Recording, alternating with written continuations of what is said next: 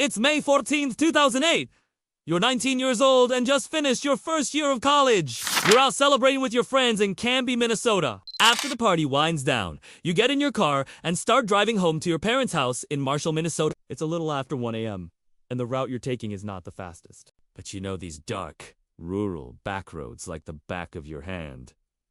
Before long, you'll be home in bed. But something goes wrong. You hit a patch of ice. Your car skids off the road, and you come to a stop in a ditch. You're shaken but unharmed, and you're only a few miles away from home. So you decide to walk to the nearest house and call your parents to come pick you up. As you walk along the side of the road, you look for the familiar landmarks you passed on the drive so you can tell your parents where you are. But the darkness and the snow make everything look the same. And when you finally reach a house, you realize you've walked much farther than you thought. You knock on the door and ask to use the phone. The woman who answers seems confused, but she lets you in. You dial your parents' number and explain what happened. They tell you they're on their way, but they're going to take a little while because they have to get out of the house. Find their car keys and then drive. You thank them for coming to save you, and you wait on the porch for them to arrive. And now we're here to talk about this case. This is the second episode in our series about unsolved missing person cases. I'm your host. This is the story of Brandon Swanson. On May 14th, 2008, 19-year-old Brandon Swanson called his parents from a house in Lind, Minnesota, saying that he had driven his car into a ditch and that he was okay. The call lasted 47 minutes. Brandon talked to his mom and dad.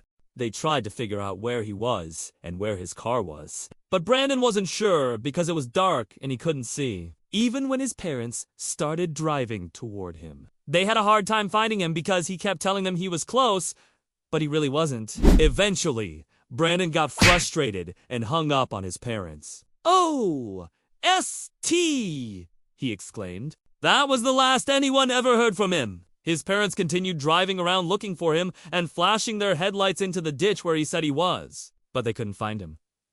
So they called the police and reported him missing. 3 days later, a search team found his car 25 miles away from where he thought he was. In the official search that followed, police dogs picked up his scent on the snow and followed a trail that led across several fields and then to the edge of the Yellow Medicine River. The trail stopped there. No.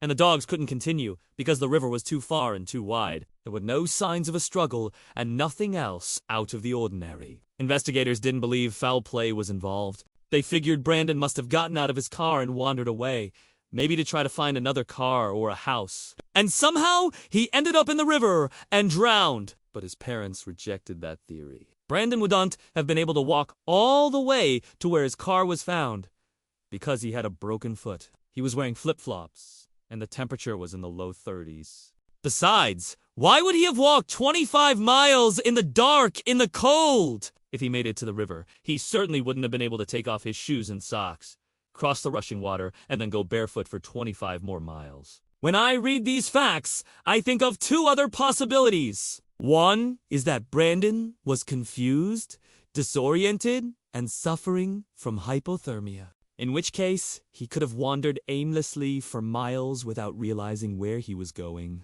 Or maybe someone heard him and left him in the ditch. Maybe he got scared and wandered off. Or maybe he tried to run away but couldn't get very far. I don't know which scenario is more likely, but I do know that there are still a lot of unanswered questions in this case. In the aftermath, Brandon S.'s family advocated for a law that would require police to investigate missing adults without making them wait 24 to 48 hours. Before Brandon's case, that waiting period was standard procedure in Minnesota, even if the missing person was in danger. Now, law enforcement officials are required to treat every missing adult as if they were in danger until they prove otherwise. In 2009, Minnesota Governor Pawlenty signed the bill that became known as Brandon's Law.